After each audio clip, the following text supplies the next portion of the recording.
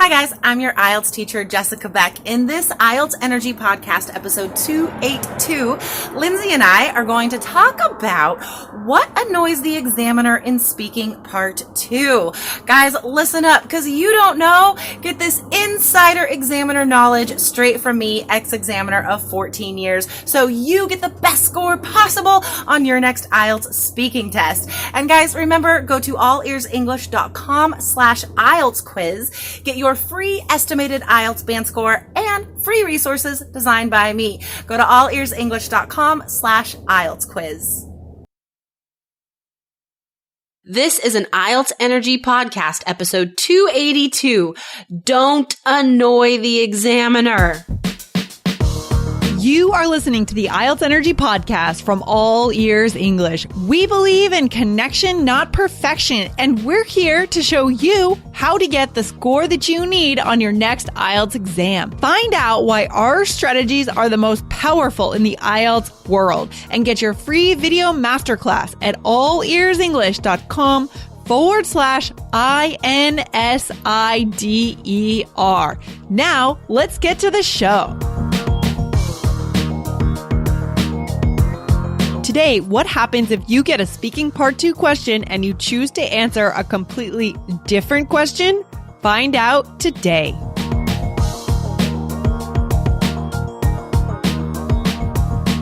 Hey, Lindsay, what's going on? Hey there, Jessica. Feeling easy breezy today. I'm down at the beach, feeling good. Usually I'm in my home office, which is kind of stuffy and hot, so I feel more space in my mind today. Feeling good. Oh, lovely. Yeah. You know, that does make a difference though. Mm-hmm. Like your surroundings. And I was thinking about that just last night. I was looking and cause I've talked before how I have like a whole vision wall next to my desk now, but it's not next to a window. And I really want to change some stuff around in my apartment so I can look out the window when I'm working. I need to figure this out. I love it. I feel like in a year, your place is going to be a vision house. Your entire apartment is going to be covered in your visions. It's like you had a board, then you had a wall, now you're going to have a house. I know, for real. Like if you're in my living room, and you look to the left, that's that whole wall's the vision wall. And then the right is an art wall. All of James' art is up there. And it's beautiful. It's so cool. Oh, just every cool thing he brings home from school, we put up, and it's just growing and growing and growing. It's so awesome. So cool. Okay.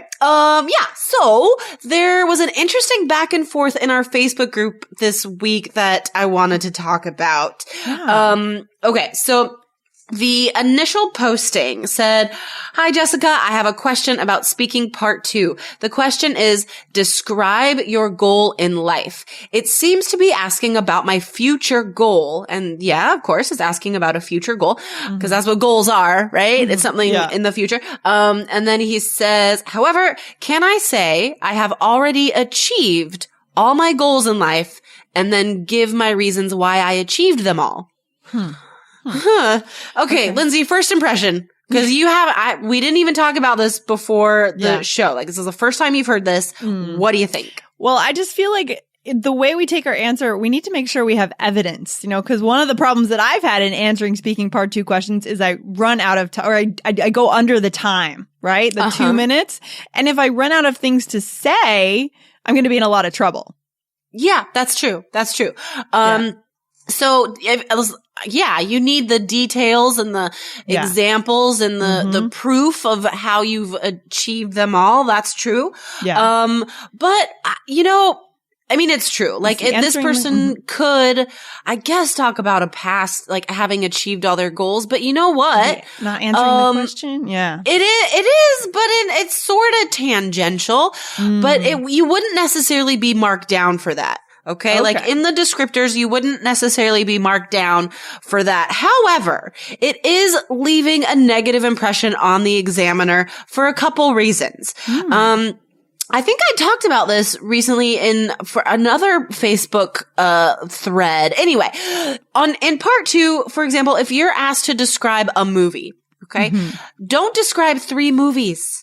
It says a movie. Describe a movie. Guys, again, if you follow exactly what the test is asking, that's the best way to do well. Okay? So, for example, if you describe a movie for 2 minutes, you're going to tell the story. You're going to give details. You're going to describe the characters, give your opinion, how it made you feel. You're going to give so much specific information. Yeah. And that's how you get a high score. If you just say, for example, oh, well, I like this one movie. I can't remember the name. I think it was a comedy. And then there was another movie I really liked. And you're just going to give the same vocab over and over. General. Yeah. Exactly. So like that's another good reason to stick to the topic. And if the question says, describe a party you want to throw, right? That's like in the future, like some cool party you want to organize maybe this year or next year. Don't describe a party you went to last weekend. Right.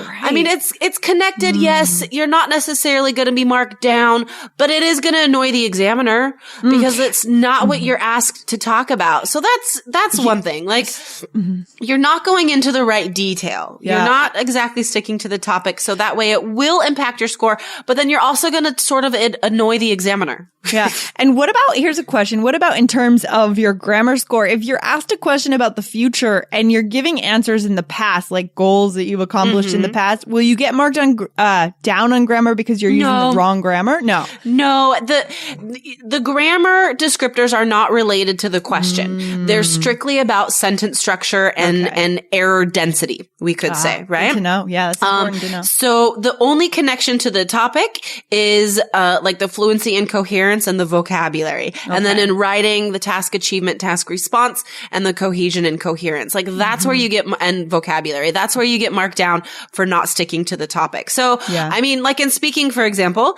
if I have a native speaker in front of me and the person, maybe they misheard the question and they start talking about something totally unrelated. They could still get a high score for pronunciation and grammar, but then they might get marked down for fluency and coherence and vocab. Sure.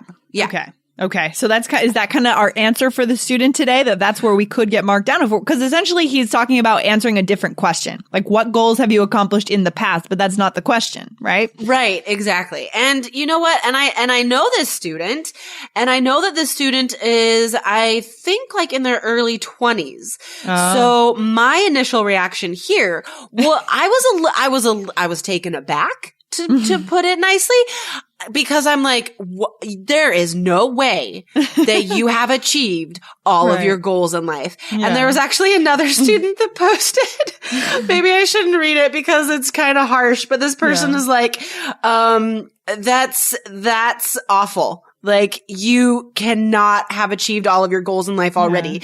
You have to have hopes for the future. Oh my gosh. You simply have to. Otherwise it's like you're just digging your grave, kind of. You're just sliding right into the grave. Exactly. So, I mean, my reaction wasn't connected to the descriptors. My reaction was from the human standpoint, and examiners are human and they will have human reactions. So, even though it's not directly connected to the descriptors, guys, you still don't want to annoy the examiner. Oh, that's really interesting. Maybe that's the title of today's episode. That's kind of a really interesting point. We've touched on this a few times that, even though this is not in the descriptors, there are certain things we might do that will annoy the examiner, and that could influence our score in one way or another, because there's always a moment when the examiner decides to push your score slightly up because of something or slightly down, and you're talking to a human. It's not like the TOEFL where you're talking to a computer. Exactly. Right?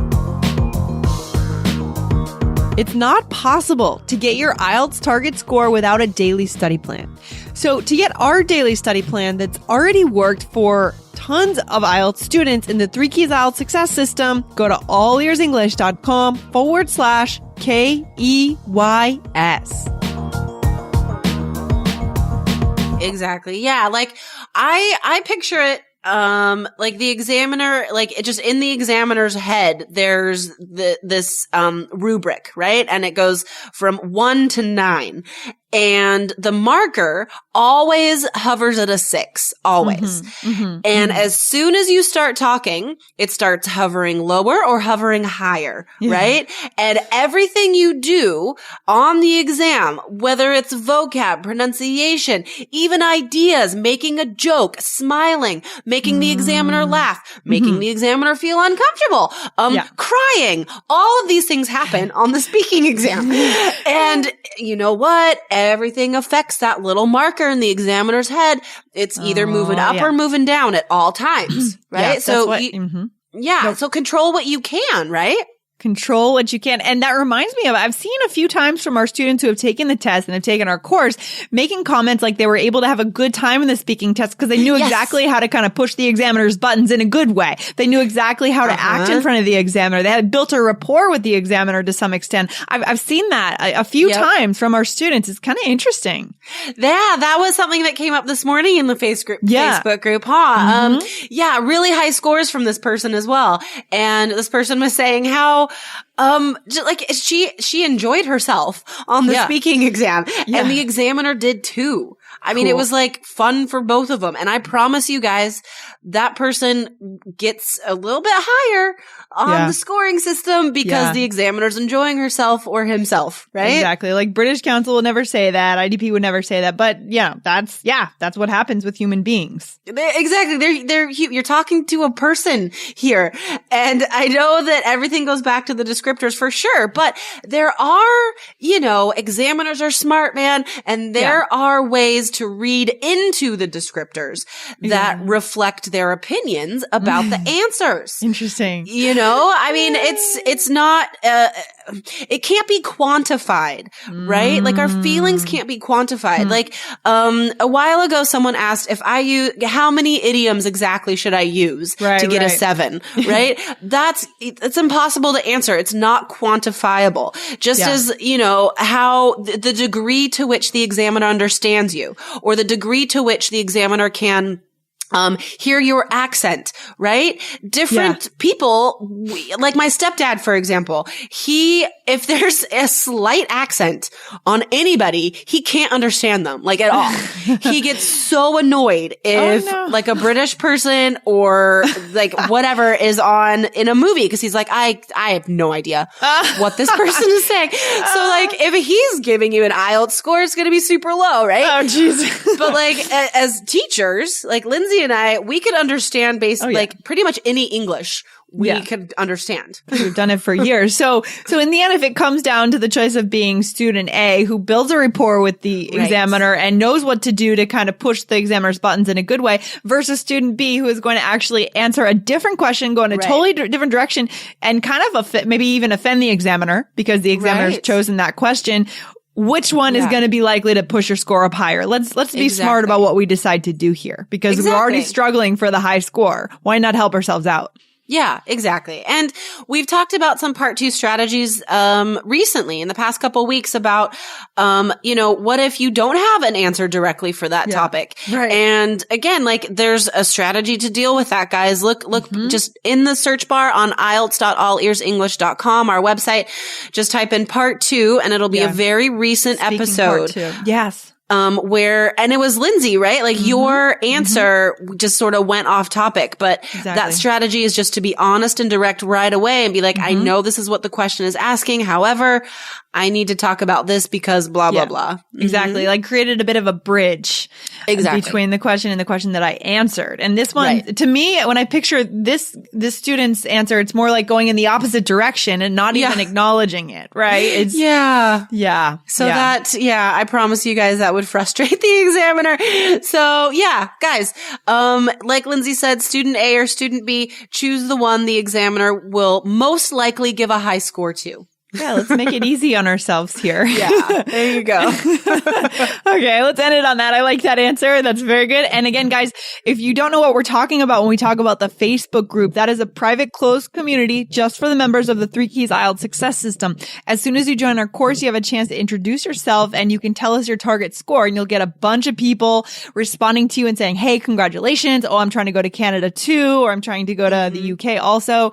And you have an immediate community built in to your prep. which is super cool, guys. So, I mean, Jessica, that is awesome, right? The Facebook group, I love it. It's fantastic. And it has become so active. I mean, I spend a lot of time in there now responding to students. And if I'm tagged in something, I obviously get a notification on my phone and I answer as soon as I see it. You know, there's seriously only like 2 days a week where I'm not constantly monitoring. And that's because I'm, You're riding bikes and swimming with James. Goodness. Yeah, we are humans here. But for 5 days a week, like those are my work days. And this is part of my job, is to talk to students in the course and help you guys with all of your questions. Yeah. And it's rare to be able to interact directly with the person who created the strategies and who created the course and who understands them best. You know, I think that in these larger courses, you might get to talk to a teacher, but they're probably not the person who created the strategies. They may not understand them as well,